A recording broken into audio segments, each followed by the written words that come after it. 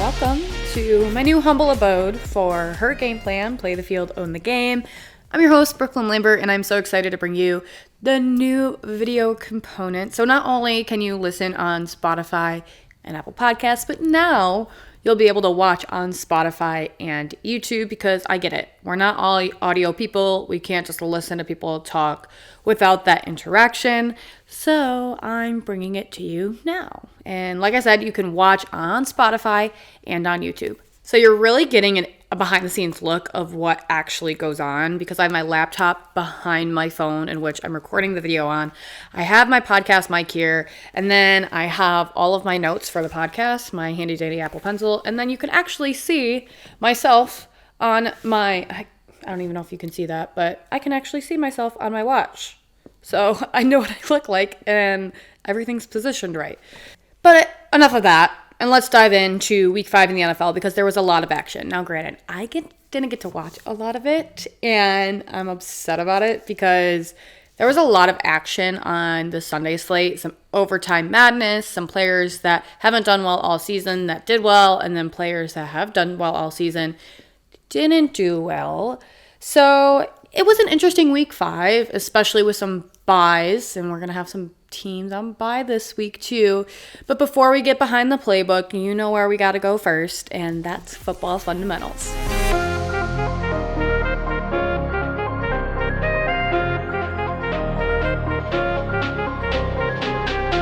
Alrighty, welcome to our first live session of football fundamentals, and this is a segment that we will be breaking down different football fundamentals so you can better understand what is going on that field. And this week, we are going over penalties and flags. You know, when the ref starts pulling the yellow flag out and everybody just gets mad, because guess what it does? It prolongs the game. And like myself, I like football to be seamless. And when there's a lot of penalties, especially when there shouldn't be, or there's just been an excess amount of penalties, we all get frustrated. But today we're going to learn what those penalties and what those flags mean, the consequences, so you can better understand what's going on when that happens. Alrighty, so why is understanding penalties important? Well, the enjoyment of the game, and that's simple. You can enjoy the game more when you know what is going on. If you sit there and you see the yellow flag being pulled and they say holding, and you're like, what the hell does that mean? You're not really going to have a lot of fun watching football, are you? So that's number 1. Number 2, analyzing the game. So that way, if you're playing fantasy football or the people that you're watching football with are truly into the game, you know what's going on too. Therefore, you can analyze along with them and be a part of the conversation. Now, what is a penalty? What is a flag? Here's the basic definition. A penalty in football is a punishment given to a team for breaking a rule, and it's meant to keep the game fair and safe, which, I mean, there has to be consequences if you don't play the game fairly or you don't play it right. So that's why there's penalties and flags. Now, how is a penalty signaled? Well, that's when the ref throws the flag and blows the whistle. The whistle ends the play, and the flag signals that there is a penalty. And the refs will come together, there's 4, and then the guy or the girl wearing the white hat, who is the main ref for the game, comes out and signals the play to everybody else. They have the mic, they'll say holding, offense, number, whatever. And that's basically how it's done. Easy peasy lemon squeezy, sometimes. But let's get into the different penalties and flags that there are in the NFL. All right, I'm holding my iPad for this one because there's a lot of things that we need to know. The first one we're going to go over is offsides. This happens when a player crosses the line of scrimmage before the ball is snapped. So remember last week we talked about that invisible starting line, right? That's the line of scrimmage. You have players on each side. If a player from offense or defense passes this across the line of scrimmage before the ball is snapped, that's offsides. Now, what happens when there's offsides? The play is stopped, and the team that committed the offside penalty is moved back 5 yards. And usually they repeat the down that it's on. So let's say on second down, they commit offsides, then they repeat second down, but they move back 5 yards. And this can happen on offense or defense. So now we're moving on to another one that kind of has to do with right at the beginning of the play, and it's a false start. This occurs when an offensive player moves illegally before the ball is snapped. So that usually happens when they cross the line of scrimmage, or they move a little bit, or they do something they're not supposed to, right? That's a false start. This is when offensive players must stay still until the play begins. So even if they move a little bit, they trip a little bit, they sway too much, if they're basically just not doing something they're supposed to do, it's a false start. So what happens when there's a false start? The play is stopped and the offense is moved back 5 yards, and again they repeat that down. So if there's a false start on a third down, they move back 5 yards and they repeat third down. All right, moving on to a common one, holding. Basically, this is when a player holds back another player from moving freely. Why is it illegal? Well, holding gives an unfair advantage by restricting the opponent's movements, which I think we can all kind of understand why that's illegal. If you're preventing somebody from doing their job, there should be a penalty. Now, the consequence is the team that committed holding is usually moved back 10 yards. And again, it's a repeat of down, so if it happens on first, second, third, or fourth down, the team that committed holding is going to move back 10 yards, usually. Moving on to another common one is pass interference, and this one can happen on offense or defense. Now, our explanation for pass interference is when a player unfairly hinders an opponent's ability to catch a pass. So basically, when there's offensive pass interference, when a player on offense, the team with the ball, commits the foul, and then defensive pass interference is when a player on defense, the team trying to stop the play, commits the foul. And why this can happen on both sides is because if you get in the way of a player, you're knocking their arm, or you're basically hindering all ability for them to catch the ball, whether it be the offensive player or the defensive player for an interception, you're kind of holding them back from doing their job. So they call that pass interference. And if you hear people say DPI, that's defensive pass interference. If you hear somebody say OPI, that's offensive pass interference. Just so you can kind of hear that lingo in conversation. And the consequence is basically the offense, when it's OPI, the offense is moved back 10 yards, and defense, get this, the offense gets the ball at the spot where the interference occurred, and they get an automatic first down. So if it's an offensive pass interference, the offense just moves back 10 yards, and it's a repeat of down, right? Happens on third down, move back 10 yards, it's going to happen. They're going to replay third down, right? Defensive pass interference. Let's say it's a 50-yard pass, and at the 20-yard line in the red zone, there's DPI, defensive pass interference. Then the ball's going to move to that 20-yard line, and they're going to have an automatic first down. So defensive pass interference is definitely more dangerous than offensive pass interference. All right, I have two more for you. The next one is face mask. This one's pretty self-explanatory. This happens when a player grabs the face mask of an opponent's helmet. Basically, firing on their helmet, they're pulling it down. This is a huge safety concern because grabbing the face mask can cause serious injury by twisting the opponent's head. The helmet can come off. If the helmet comes off, that player has to sit out for at least one play. A lot of concussions can happen this way, especially because you're dealing with the head and neck. So this one's truly a safety concern, which I completely understand. Consequences, the team that committed the face mask penalty is usually moved back 15 yards. And again, this is just repeat of down, happens on first, second, third, or fourth down. It'll just be a repeat of one of those downs that the play happened on. And finally, moving on to the last one, personal foul. This one's a little complicated because there's a lot of things that go into being a personal foul. And the explanation of what a personal foul is a serious penalty that involves illegal contact or actions that are considered dangerous or unsportsmanlike conduct. Some examples, one being a late hit. This happens a lot on the sidelines when the whistle is blown and the play is done and one player hits another. It's a late hit. We kind of don't need that boy. Take it off the field. Another one, unnecessary roughness, excessive or violent contact that goes beyond what's needed to stop a play. This can also happen when there's a fight or a brawl out on the field. Another one is a horse collar tackle. This happens more than I would like it to, and this one scares me. Your horse collar back here, so basically their jersey, you're pulling them down by that. Just imagine what it does to like their neck and their head. I hate that one. And targeting. Targeting is when there's helmet to helmet action and you almost kind of do it on purpose. And this one can get you tossed from the game. But why is a personal foul illegal? Personal fouls are intended to prevent dangerous plays and to protect safety of all players on the field. This helps maintain sportsmanship and fairness during the game, which I think we can all understand that. Now, consequences. Yardage penalty. The team that committed the personal foul is usually penalized at least 15 yards.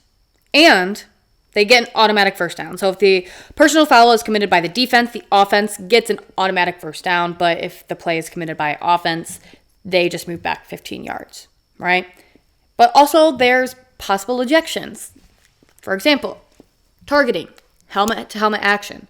The big conversation about football is CTE, and that involves our heads. And when there's helmet-to-helmet collision, it's not going to end well, usually. So a lot of players can get ejected for targeting or personal fouls if the refs deem it necessary. So that's going to do it for football fundamentals. You've got the flag on the play. You understand what's going on when there's penalties. There are still some more to go over, but this is usually going to cover most that happen in the game. And speaking of games, I think it's time that we go behind the playbook.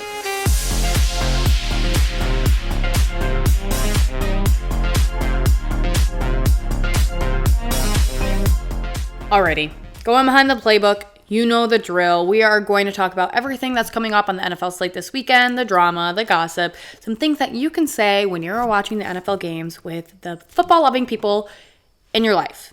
Now, if you noticed last week, there were some teams missing from the slate, including the Detroit Lions, and I missed watching them play, but I get to watch them all season long now because they already had their bye. But we have 4 new teams on bye this week, and they are the Kansas City Chiefs, the Los Angeles Rams, Miami Dolphins, and Minnesota Vikings. So they will not be on your slate this week. If you have a fantasy player on that team, make sure you get them off of your starting lineup and on your bench because they're going to get you 0 points.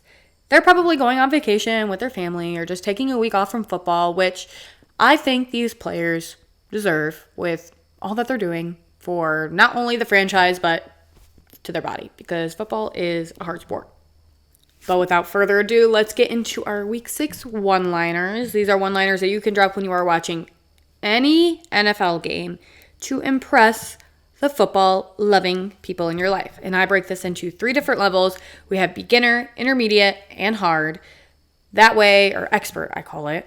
But that way, you can impress them on all levels. You can start at beginner, you can start at expert, whatever you want. You can just toss these one-liners out when you're watching any one of the games this weekend, and I promise you will impress. So, for our beginning one-liner, on Sunday, this past Sunday, between the London game starting at 9 a.m. Eastern, right? Pretty early for football, and then the Sunday Night Football game almost having a 2-hour weather delay. The game of football was played for almost 15 and a half hours at a professional level on one singular day. That's a lot of time to be spent watching football all day. And I don't know about you guys, but I get Sunday scaries, so sometimes it can be a little intimidating just to sit down and dedicate your day to watching football all day. So, here is your beginner one-liner, easy peasy lemon squeezy. Here you go. I love football and all, but 15 and a half hours is a bit much for a Sunday. Moving on to the intermediate level, there are only 2 remaining undefeated teams in the NFL. One is the reigning Super Bowl champs. They went back-to-back, blah, blah, blah. The Kansas City Chiefs. Can you tell I like them? And also the Minnesota Vikings, which I'm also not a fan of because they're in the NFC North. But, anywhoosies, they are both undefeated, and they're both going on bye this week. Both 5-0, both taking a break. So, here is your intermediate one-liner that could just be as simple as this. Do you think the Chiefs and the Vikings, the 2 undefeated teams, could end up playing one another in the Super Bowl? This will strike conversation because I don't think this is a Super Bowl anybody would anticipate, but at this rate, looks like it could happen. And our expert one-liner. Now, this one has to do with the Baltimore Ravens, but can be said when watching any game because it has to just do with the quarterback and the running back duo. So, Baltimore's Lamar Jackson, their quarterback, and their running back, King Derrick Henry, have 935 combined rushing yards, the most ever by a quarterback running back duo through the first 5 games in NFL history. It is kind of insane what they're doing. Besides the point, your expert one-liner is just this. No quarterback running back duo does it quite like Lamar Jackson and Derrick Henry. Let's say somebody rebuttals with, well, why do you say that? They have 935 combined rushing yards through 5 games. Pretty impressive if you ask me. Done. You're shutting them down. They're going to know that you know what you're talking about. And those are your Week 6 one-liners when you're watching any NFL game this upcoming weekend.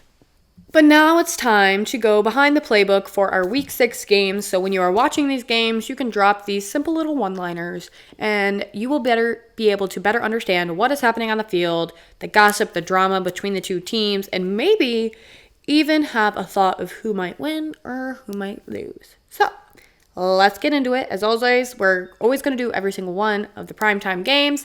And Thursday Night Football on Amazon Prime this week is the San Francisco 49ers and the Seattle Seahawks. Pop quiz. Ready? Are you ready? I know you're ready. This is an in-division matchup. Which NFC division do these two teams belong in? The NFC, I'm going to start eliminating. Not the North. Not the South. If you said NFC West, you are correct. These two teams belong in the NFC West. Makes this an in-division matchup. And it's also a really juicy one. Each team took an L in Week 5. Seattle lost at home to the Giants despite scoring on a 102-yard fumble return, which was kind of insane. And the Niners got outscored 14-0 in the second half of their game against the Arizona Cardinals. So they're both having a rough time in Week 5, and they're coming right into it in Week 6 without much of a break, considering both of them played on Sunday. Now, this is also juicy because both quarterbacks are having a successful season. Brock Purdy ranked second in the NFL in completed air yards per attempt, and he is also 5th highest in success rate per dropback in the league. Now, why is this impressive? Well, number one, the stats are impressive, but if you don't know the story behind Brock Purdy, I'm just going to catch you up really quick. He is Mr. Irrelevant. The guy was the 222nd pick in the 22 NFL draft, and he's called Mr. Irrelevant because it is the very last pick in the draft. He was not the first, not the second, but the third string quarterback for the 49ers. The first one got hurt that season. They brought in the second. He got hurt. So here comes Brock Purdy, and he leads them to a successful season. They go to the NFC Championship. It was just the most insane run ever. So ever since then, he's been the starting quarterback. This is his 3rd season. And just the story of him overall is great. He's on a really cheap rookie deal, $3 million over 4 years. The dude is living in San Fran and has a roommate and drives a Honda. He's one of us. So I'm always rooting for the guy. But moving on to Geno Smith, the Seattle Seahawks quarterback, he has completed 28 of his 40 passes and 1 touchdown with 284 passing yards last week against the Giants in their loss. But what's impressive is since Week 1, Smith has not thrown for less than 284 passing yards, which makes last week his worst week. I mean, I get it, they lost, but that stat line is very impressive. So when you are watching the 49ers and the Seahawks, go at it on Amazon Prime. Here are some one-liners that you can drop. Both teams are looking to bounce back after unexpected losses in Week 5. Impressive, easy enough to get the conversation going. 2. Who would have thought Mr. Irrelevant would be one of the most successful quarterbacks this season? And then you can bring up the whole story of Brock Purdy if the person you're talking to doesn't know about it. And those are the things that you can say when you're watching the 49ers and the Seahawks on Thursday Night Football. All right, moving on to Sunday. I have one game in each slate for you. We're going to make this easy peasy, lemon squeezy. For the 1 o'clock slate, we have an actual, it's a really good game, but nobody anticipated this to be a good game. And it's the Washington Commanders and the Baltimore Ravens. Everybody just thought that the Baltimore Ravens would be dominating the season. They're not entirely. And everybody thought that the Washington Commanders wouldn't be all that in a bag of chips. And they certainly are, considering they're 4-1. And speaking of their record, the Commanders are one of the biggest surprises in the NFL this year with their 4-1 start, and it's one of their best starts since 2008. Just do the math there, and you'll realize why everybody didn't think that they would be popping off this year. Their 4 wins have come against 4 teams that are combined 6-14. So that's the downfall. They haven't beaten a team that currently has a winning record. So I think they're going to be tested against the Baltimore Ravens this week.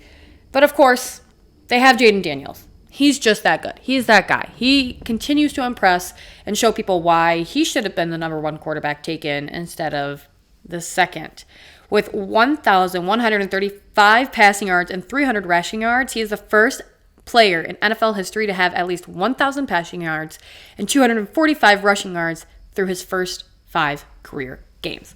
Unstoppable, this dude is.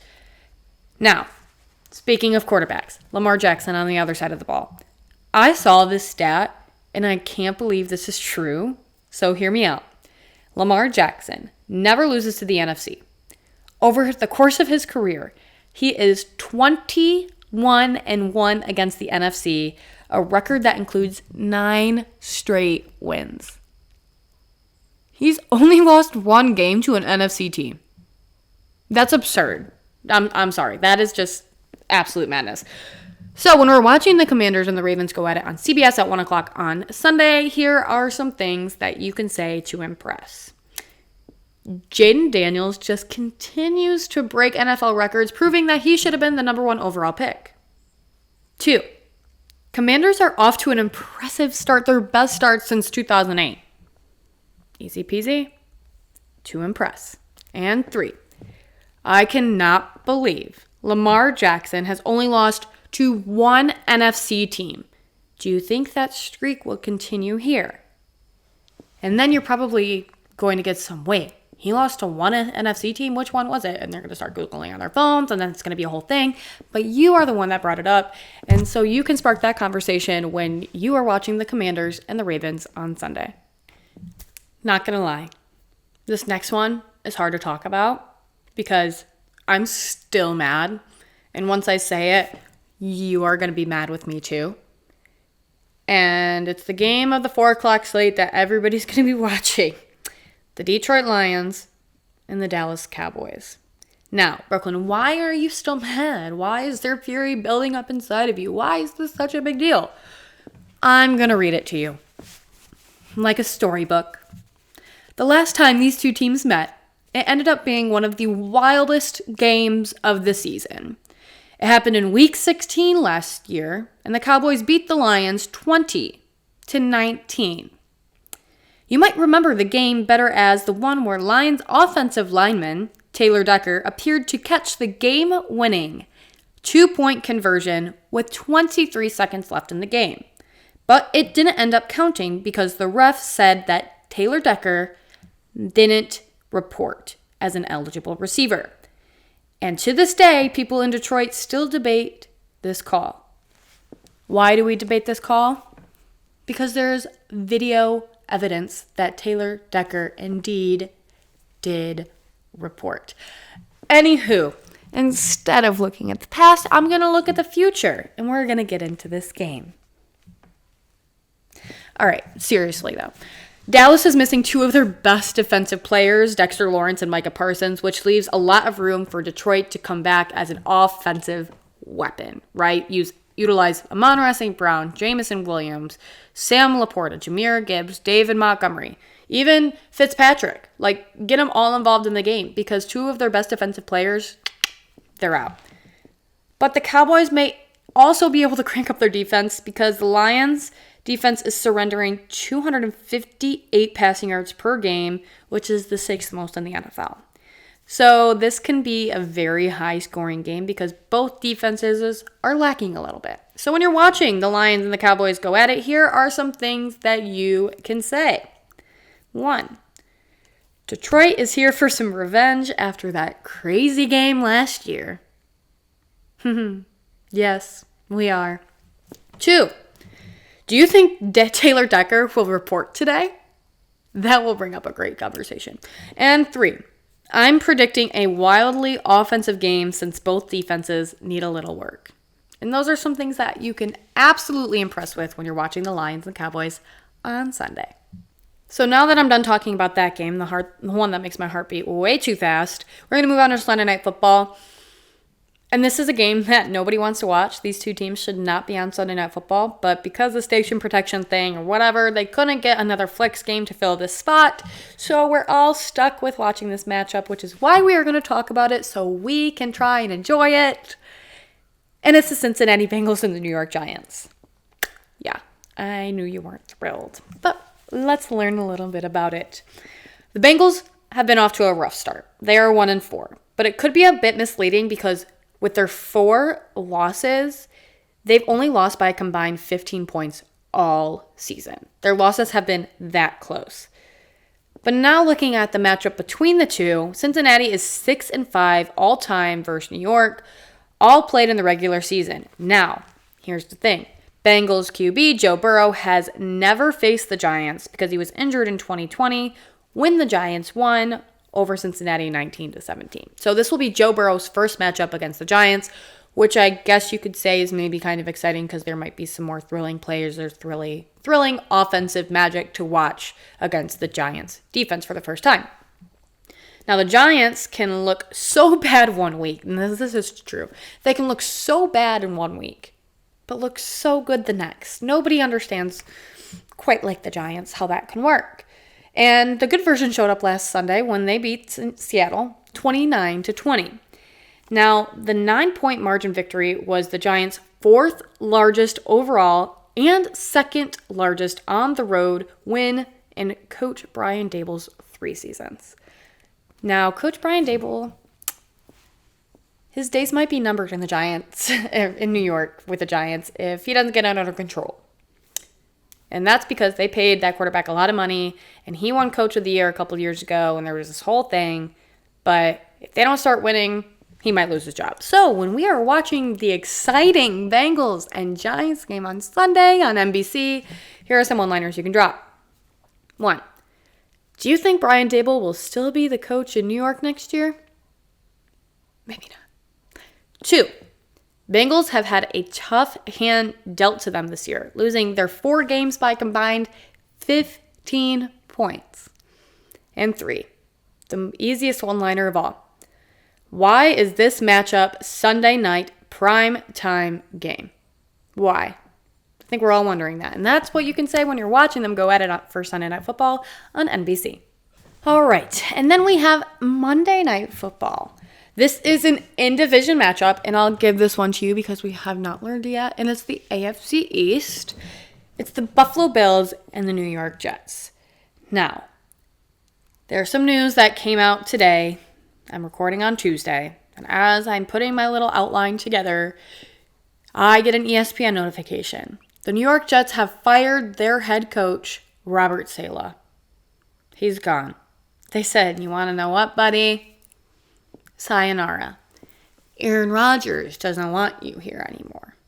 Do we know if that's the reason? No, but they brought Aaron Rodgers in to win them a Super Bowl, and they must have not been connecting. Therefore, he probably wanted a new coach. Therefore, they're getting a new coach or having an interim coach. I believe their DC, their defensive coordinator, is stepping up. So, interesting new landscape for the Jets.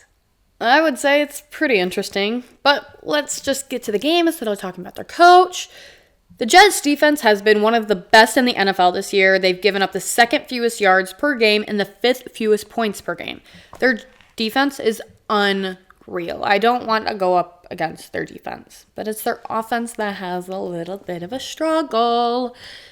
But that's about it about the Jets. We're going to talk about the Bills because the big name for the Bills franchise is Josh Allen. And he hasn't looked like himself this year. This guy usually has a massive arm and is completing a bunch of passes, and he rushes a lot. He's scoring a lot. The Bills usually produce a lot of points. Well, in their Week 5 loss to the Texans, he completed 9 of 30 passes. That's less than a third of the passes he threw. And that was the fewest completions since 1992 by any quarterback who threw at least 30 passes in the game. He's not looking so hot, y'all. So when we're watching the Bills and the Jets on ESPN on Monday, here are some one-liners that you can drop. 1. Hopefully, Josh Allen can bounce back in this game. He hasn't played like himself this year. And it's true. 2. The Jets defense has been hot. I'm curious to see how Josh Allen will fare against them.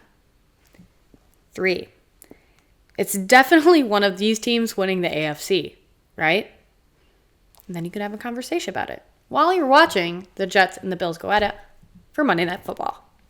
So we went behind the playbook, and now it's time to get into some divisional drama.